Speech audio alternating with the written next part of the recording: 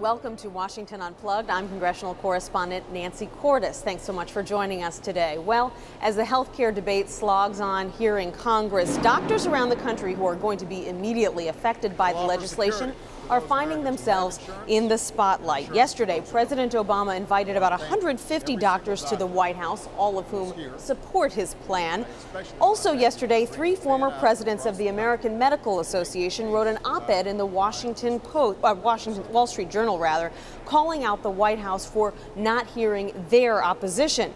Joining me today are 2 doctors who represent that divide among some of the nation's physicians. They are Dr. Donald Palmisano, a surgeon and professor of surgery from New Orleans, and Dr. Mandy Krauthamer, an internist here in Washington, D.C. Thanks both so much for joining me, and I'll start with you, Dr. Krauthamer, because you were at the White House yesterday.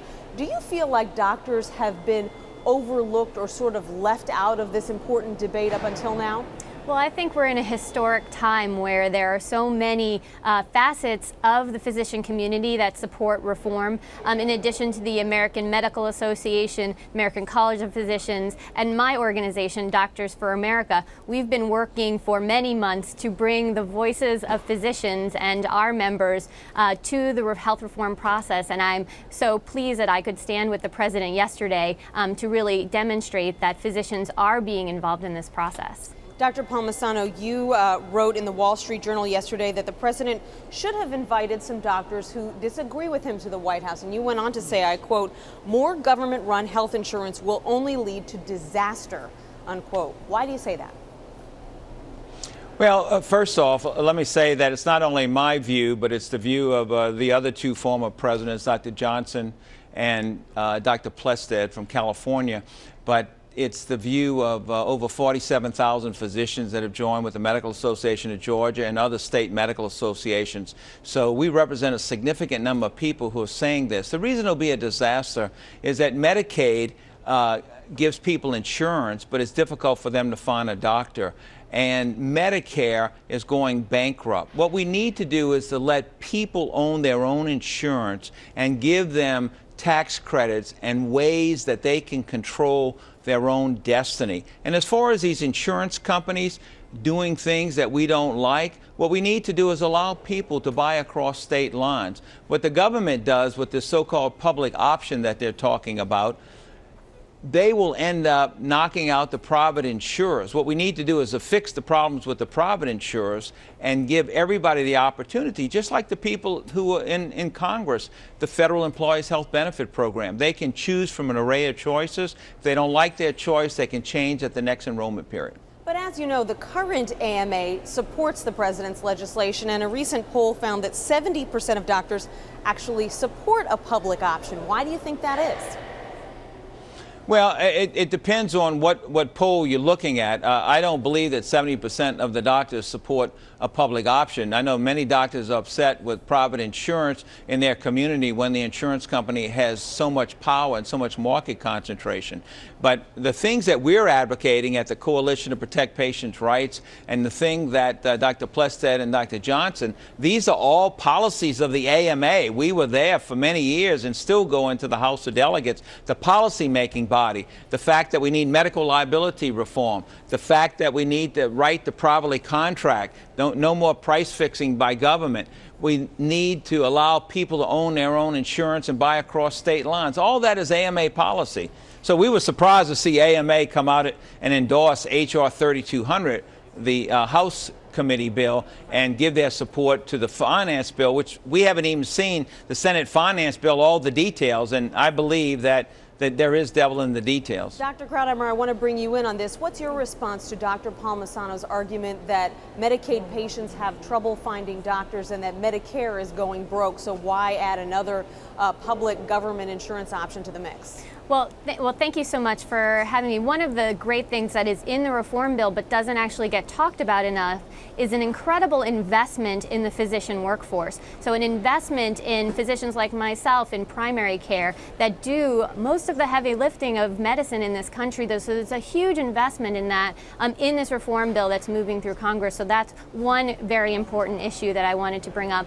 And secondly, so I want my patients to have choices, and I want them to have options, and I want them to have low-cost options whenever possible. For example, in the state of Georgia, 60% of the state of Georgia is controlled by one insurance company, WellPoint. And so I want to add more choices into the mix. So if a public option gives my patients more choice, that I'm for that, and at a lower cost. And then finally, in terms of those physicians who support things like a public option, the New England Journal of Medicine, the most prestigious journal that physicians turn to for their information, reported this study and the survey showing that physicians really are in favor of this reform. I think that's why you see physicians standing together, united yesterday at the White House in favor of this reform. So I know that the public option takes up a lot of oxygen on this issue. It certainly does here on Capitol Hill, and I'm wondering for doctors, when you take that issue off the table and look at the rest of the reform package, how much agreement is there among doctors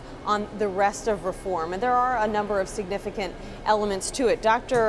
Palmisano, are there other things in this health reform package that you think doctors agree are worthwhile? Well, I think everybody on both sides of this debate, I think everybody wants to have the patient be in control. I think everybody wants to make sure that the uninsured have the opportunity to have insurance. I think we're all in agreement with that. I mean, we are in the medical profession. We're caring professionals. We want to help people. But we maintain that the government plan that's being put forward, there are other bills that don't go in this direction. I'll give you the jargon, H.R. 3400, Representative Price and his colleagues. That's one that looks at the tax credits and so on. And so what we have here, when she mentions the Georgia experience of market concentration, there's a way to fix that in the competitive model. When you use a public option, the competitive model would be to buy across state lines, buy in another state.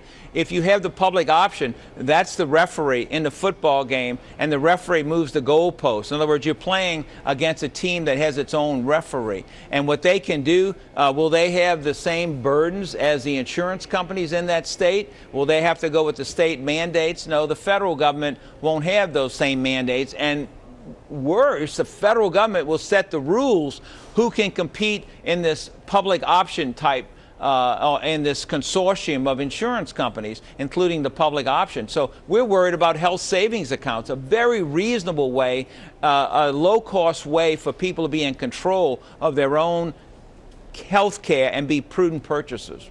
And Dr. Krauthamer, I have heard from physicians that they are frustrated that there are some major areas that they don't feel are attacked sufficiently with the healthcare reform proposals, things like medical malpractice or defensive medicine. Do you see more that could be done that Congress basically isn't touching at this point? So our healthcare system is very complicated, and I know as a physician that this bill is not going to be the silver bullet to fix all things that need to be fixed in our healthcare system. But I think it's an important step forward. I think that our patients are far too often hurt by the system that currently exists. I think that this reform make sure that they're not going to be hurt in the future, takes important steps to bringing more access, lower cost, better quality. I think there are definitely more things that we need to do in terms of incentivizing the time that physicians spend with their patients, more about medical liability and defensive medicine. We've seen first steps in the right direction, and I applaud those first steps, but I know there more needs to be done. And but just because we're not going to fix every single problem doesn't mean that we're not addressing very crucial and necessary things that are wrong with our system right now. Dr. Krauthamer, I can't let you go without asking you about something kind of quirky that happened yesterday. Doctors, the 150 doctors who were there at the White House, were told to wear their lab coats. Some of them forgot or chose to wear something else, and so your organization actually handed out lab coats to those doctors so there would be kind of a uniform look, and that activity got a little bit of attention. Do you wish now in retrospect that you hadn't done that because of the negative attention that it got? Well, we absolutely did not hand out white coats. All of our doctors brought the white coats that they wear every day when they're working hard to take care of their patients. And frankly, that discussion insults the hard work that they do every day taking care of their patients. And I'm sorry that it's distracting from the important point that, our system's broken, our doctors know it, and we need reform this year because it's an emergency. But the White House says the lab coats were handed out. So all of our doctors from Doctors for America brought their white coats embroidered with their names, with their institutions from home.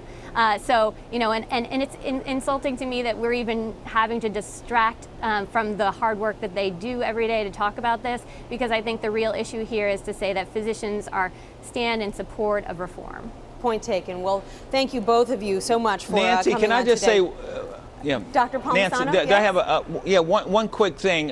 First of all, let me just thank you for having me on the program, and my colleague. I just want to make the point that primary care physicians are very, very important. And the way that we increase primary care physicians is to allow them to be paid properly so they can give the care needed to their patients. And the way you do that is not by the government taking it away from the neurosurgeons or the obstetricians, taking it from the specialists, is to allow people to privately contract with their patients. So whatever the government pays, then the patient and the physician can make up the difference. That's the American way. That's the free enterprise system. Thank you very much. There's no one who would disagree that primary care physicians need more incentives to go into the field, because it is such a valuable field. Dr. Krauthamer, Dr. Palmisano, thank you both so much for joining us to talk about the issues today. Thank you. Thank you.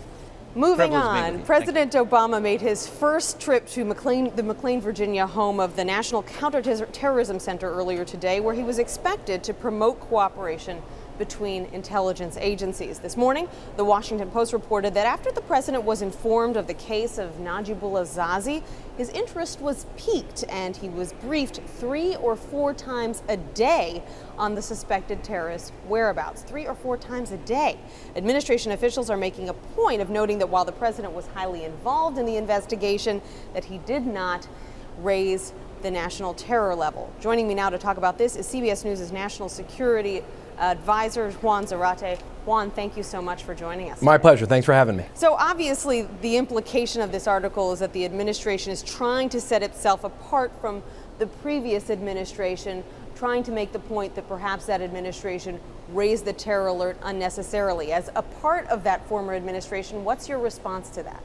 Well, first and foremost, I'm a CBS News analyst, so I'll give you my objective view, but I think this is a little bit of spin, frankly, coming out of the White House, in part because the reality is the FBI, Department of Justice, and others wanted to keep this very low key, in part because the Zazi case was taken down prematurely. Admittedly now, the FBI would have wanted to have watched Zazi and perhaps his co-conspirators much longer, and in fact, the case is not yet fully wrapped up. The FBI and the intelligence community continue to try to figure out what the ultimate scope of this network looks like, what the plot entailed.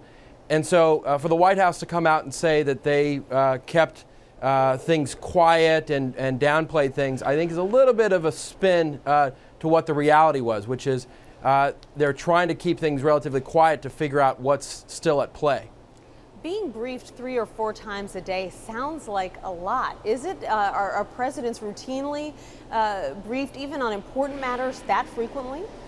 Not really, unless you're getting to a point of fruition or crisis mode. And in this case, authorities were very concerned about Zazi, given the fact that they thought this was a very real plot, a plot directed out of Pakistan from al-Qaeda senior leadership, with Zazi having been trained there, having traveled there in the past.